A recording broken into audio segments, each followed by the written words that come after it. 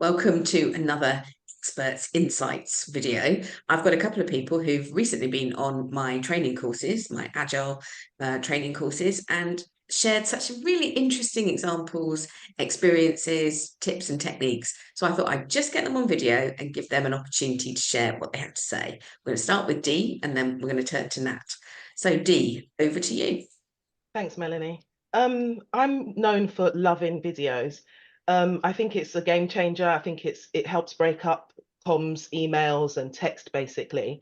And the way the world is now, I think imagine buying a piece of flat pack furniture from a popular shop that might be blue and yellow. We can look at the step-by-step guides and we can look at the small print, but often we can also just go on a very popular streaming site and watch a video that shows us how to do what we need to do. It cuts out so much noise. I think it captures end users that have perhaps missed all the emails we might have sent beforehand or not read any of the comms that have gone out, because sometimes, comms can get overwhelming. And I say that as a comms person. And it just gets to, we're telling them what's happening. We've done all that, what's coming down the line. But some people cut out the noise and just want to say, show me how.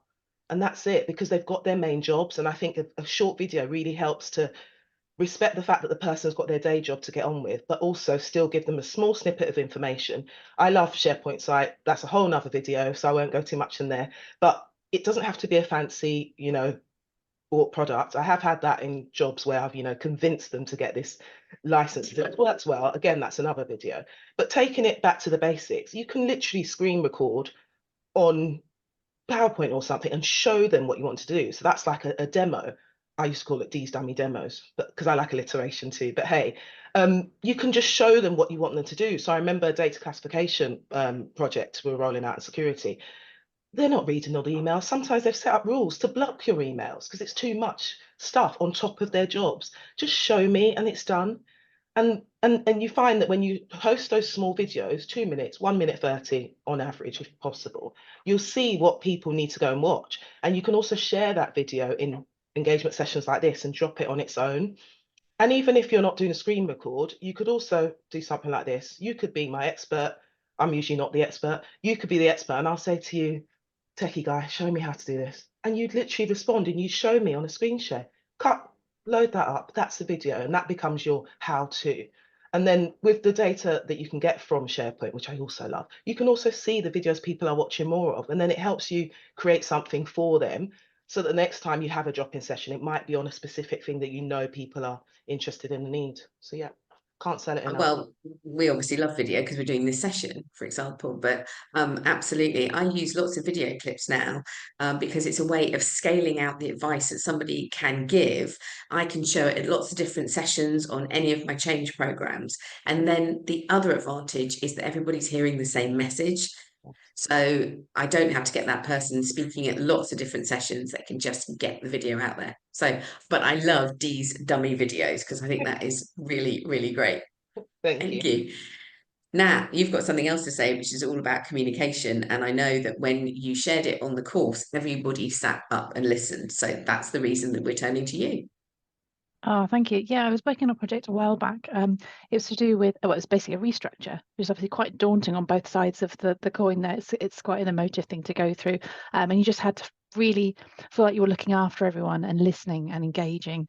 So it was, yeah, a huge daunting task. And there was two things that kind of jumped out when I was thinking back about this project. And one was having an incredibly detailed communication plan, which sounds really obvious, but I think they've run to about 150 different items on this communication plan, all sorts of things. I'm really thinking about the dependencies as well, because obviously you put in your usual things, don't you, like your channels and your audiences and your key messages, but thinking about how those might influence each other. You've got dependencies, things like obviously your timelines, decisions making which way they go, yes or no, and that can affect things further down the timeline and in your communication plan.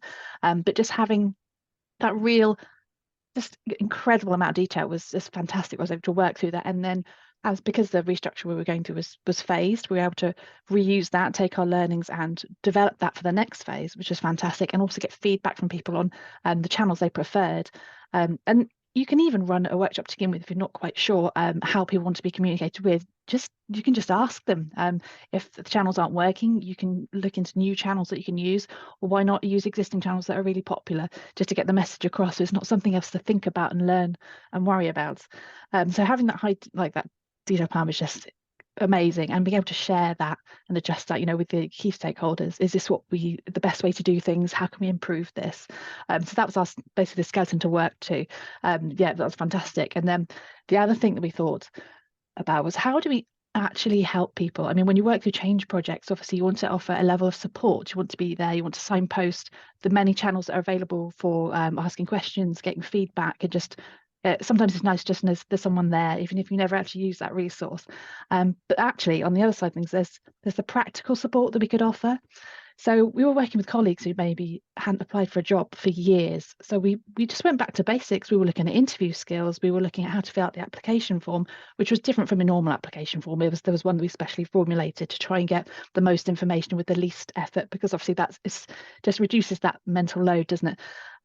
So we're looking at things like that. And then we decided we were going to run a load of workshops. Some of them were the interview skills, and there were things like, if you're applying for the job, you would have to mention about how you suited and worked to the values.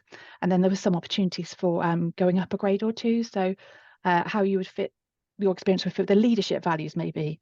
So looking at those and then understanding what that meant, and then applying that practically to an application, or how to get that across in an interview.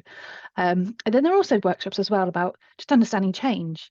We spent half our careers explaining what change actually is, and how that could affect people, positively, and obviously how we're there to support. And then also workshops about explaining the change itself and what that means in practical terms, making sure that those messages were getting across. How can we tweak that to further explain, and opportunities for questions. And as well as all those kind of focus workshops, we made sure that we had, and this is all in the communication plan, but we made sure that we had all staff updates, meetings. They could have easily be done by email with bullet points, but there was something about getting everyone together in the room, building that change community, building that rapport, building those relationships, getting to know the huge cohort that we had to help us help people. Just building those relationships, and that engagement was just fantastic. And then offering the opportunity for questions, for feedback at the end of every session. And it just helps with the transparency and building that trust, and just helping to move that change forward positively for everyone.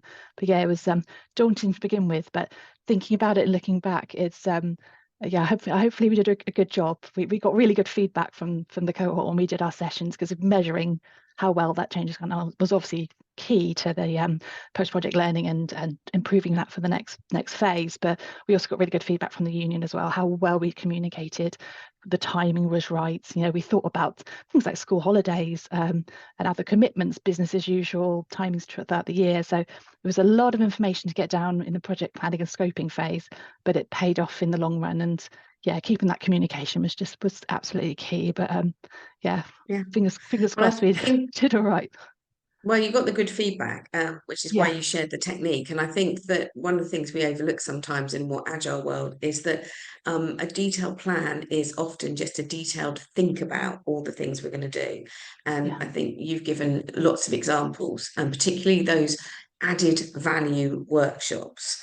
So that we move the communication about change away from just telling people what's going to change, but actually help them adapt to the change, can be just as vital a part of the communications.